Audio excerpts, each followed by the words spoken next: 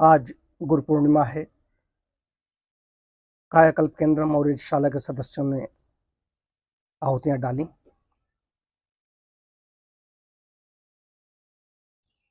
गुरु पूर्णिमा के वाले दिन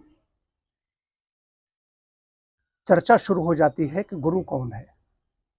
कोई गुरु पूर्णिमा, गुरु धन पूर्ण धन माँ, कुछ लोग कहते हैं गुरु पूर्ण माँ ही गुरु होती है। ऐसे आते रहते हैं, खूब देखोगे आप, फेसबुक पर देखो, व्हाट्सएप देखो, संदेश प्रवाहित होते रहते हैं। और ये सही भी है कि माता निर्माता भाव पहले प्रथम गुरु माँ ही है।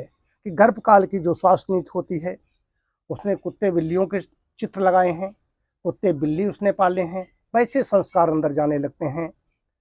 गर्भकाल की अगर स्वास्थ्य नीति अगर ठीक है, उसने हमारे महापुरुषों के, महाराणा प्रताप से लेकर के सुभाष चंद्र बोस से लेकर के जितने भी गर्म दल नर्म दल के, ये तो लौकिक, उसके फिर राम कृष्ण, भगवान राम कृष्ण, बुद्ध, इनके चित्र लगाए हैं। तो वैसे संस्कार बच्चे में जाएंगे। एक चीज आई, ये तो हम लोग राजनीति में आकर के वर्तमान में हवा ऐसी बह रही है, राजनीतिक हवा बह रही है, तो बाड़े बंदी में हम लोग बंद हो गए। देखिए, धर्म सार्वजनीन होता है, तो गुरु कौन हो सकता है, कौन है गुरु, गुरु किसे कहते हैं, किसे गुरु बनाया जाए, ये बड़े विषय है। तो वैसे तो तमाम इसके बारे में कबीर रहीम से लेकर के गुरु गोविंद दो खड़े काके लागों पाए, बलिहारी गुरु आपने गोविंद दियो बताए। तो गुरु ने गोविंद को बताया है, हमें पता ही नहीं था। गुरुर् ब्रह्मा गुरुर्विष्णु गुरुर्देवो महेश्वरा गुरु साक्षात पर ब्रह्म तस्मै श्री गुरुवे नमः। ये तो गुरु की बात आई।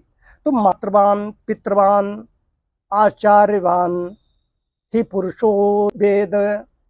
मातृवान माता पिता और गुरु आचार्यवान। अब क्या शुरू होता है, लौकिक जगत में देखते हैं तो माता प्रारंभिक हो गई। अब माता विदुषी अगर है तो संतान वैसे ही धर्म अध्यात्म की ओर बढ़ने वाली, माता पिता अगर वैसे हैं। माता पिता हम देखते हैं जिनके माता पिता धार्मिक आध्यात्मिक हैं, उनकी संतति इस ओर प्रवृत्त होती है। सभी नहीं प्रवृत्त हो पाती, अगर हैं तो उनके को भी उनके ऐसे संस्कार हैं, उनको लेकर के जाते हैं। तो माता विदुषी है, माताएं तो हैं, जन्म तो दे दिया लेकिन बच्चे का निर्माण नहीं किया, फिर भी कुछ न कुछ सिखाया है, शिक्षा दी है। उसके बाद में माता पिता, फिर बाद में कहा शिक्षकों के पास जाते हैं, हम लोग अध्ययन करने जाते हैं, शिक्षक आगे उच्च कक्षा में जाते हैं, प्रोफेसर वगैरह होता है। ये लौकिक जगत हो गई, ये शिक्षा मिल रही है। शिक्षा में लौकिक जगत में जीवन यापन करने के लिए ये आवश्यक होती है, कैसे बैठना है, कैसे उठना है, कैसे जीवन यापन करना है। लेकिन गुरु की जब बात आती है तो गुरु कैसा होना चाहिए,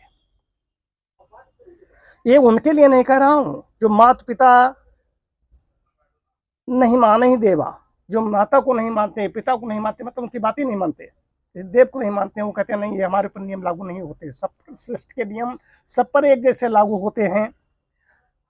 तो वेद कहता है मातृमान पितृमान आचार्यवान पुरुषो वेद। आचार्यवान पुरुषो वेद, उपनिषद वेद में आप नचिकेता को देखिए, ध्रुव को देखिए, गुरु स्वयं जाकर के वहां पर ढूंढता है। जब परमात्मा कृपा होगी वो हम स्वयं उसको चयन कर लेगा जाकर, मैंने देखा है इसको। अब गुरु कैसा होना चाहिए, किसको कर लोगे गुरु। अब गुरु हम देखते हैं इधर क्या होता है कि नामदान, कुछ लोग बैठे हैं, हमारे भी कुछ जानने वाले हैं, रिश्तेदार हैं, नामदान लिया। नामदान परिभाषा होती है गुरु बैठे, गुरु साक्षात्कार नहीं हो पा रहा है, बैठ नहीं पा रहे हैं, हमारे शंका समाधान नहीं कर पा रहा है, अपनी समस्याओं को उससे नहीं कह पा रहे हैं, उससे सीधे जाकर के आशीर्वाद नहीं ले पा रहे हैं, भीड़ में लेकर चले आए, प्रसन्न है। तो गुरु ऐसा होना चाहिए जिससे हम अपनी समस्याओं को रख सकें, जो समस्याओं का निराकरण कर सके, जो हमारा मार्गदर्शन कर सके। तो गुरु मतलब खाली शरीर की बात आती है, गुरु कैसा होना चाहिए, ये सबसे बड़ी बात आई। कि इसीलिए कहा गया कि गुरु के बिना, गोस्वामी जी कहते हैं बहुत अच्छी, मतलब कि इसमें कहा, गुरु बिन भवनिधि तरई न कोई, गुरु बिन भवनिधि तरिय न कोई, जो बिरंच शंकर सम होई। बिरंच ब्रह्मा शंकर भी हैं, उनको भी गुरु की आवश्यकता पड़ती है, गुरु के बिना काम नहीं हो सकता। तो गुरु कैसा होना चाहिए, वेद कहता है समितपाणि श्रोत्रियम ब्रह्मनिष्ठम गुरुम अभिगच्छेत, लेट हिम टू गो, किसके पास जाना है? उत्तिष्ठत जागृत, कठोपनिषद, उत्तिष्ठत जागृत प्राप्त वरान निबोधत क्षुरत से धारा निष्ठा दुरतया दुर्गम पथस्तत् कवयो वदंत। ये स्वामी विवेकानंद को इससे जोड़ा जाता है कि इसमें उन्होंने, विवेकानंद कहा था, उत्तिष्ठत जागृत प्राप्त वरान निबोधत, उठो जागो और अपने लक्ष्य को प्राप्त किए बिना मत ठहरो। तो कौन सा लक्ष्य है वो? ये कठोपनिषद का मंत्र है, यहाँ पर कहा गया। तो इसके लिए कैसा होना चाहिए? समित पाणी, श्रोत्रिय होना चाहिए, जिसने वेदों का, शास्त्रों का अध्ययन किया है, जिसके पास वो दृष्ट है, जिसके पास वो विजन है। भगवान कृष्ण अर्जुन से क्या कहते हैं युद्ध के मैदान में? कि रथ को ले जा, सारथी बन गए हैं और रथ को ले जाके खड़ा कर देते हैं जाकर के, और कहते हैं पश्य। ये पश्य नहीं जो हम लोग देख रहे हैं, पुष्प खिले हुए हैं, वाटिका है, बैठे हुए हैं। ये पश्य का बड़ा अर्थ है। पश्य, बीच में ले जाके खड़ा कर देते हैं, पश्य। ये पश्य बहुत उदृष्टि है, विजन है, विजनरी। ये तो इसमें कैसा होना चाहिए? समित पाणी ही, कुछ नहीं हो, चाहे पत्रम पुष्पम फलम त्वं समर्पयामि, पत्र पुष्प नहीं है, कुछ नहीं है, तो समित पाणी ही, 3 समिधाएं ले लो, 3 समिधाएं ले लो, लकड़ी 3 ले लो, 3 लकड़ी लेकर के समित पाणी ही श्रोत्यम, जिसने शास्त्रों वेदों का अध्ययन किया है, ब्रह्मनिष्ठ है, खाली अध्ययन किया है लेकिन जीवन में नहीं है, आचरण में नहीं है, या खाली भक्ति में लीन है लेकिन उसने इन चीजों का अध्ययन नहीं किया, अध्ययन भी किया हो और जीवन में भी ध्वनित होता हो।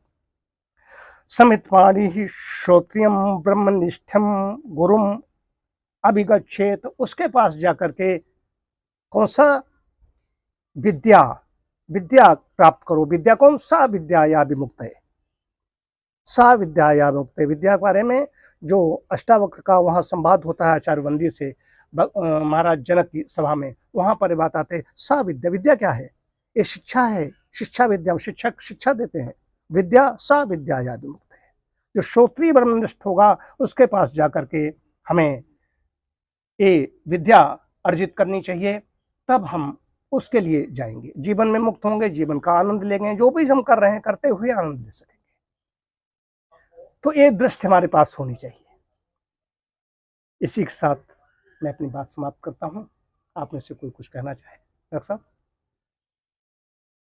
ओम शांति शांति शांति। सभी को सादर नमस्ते।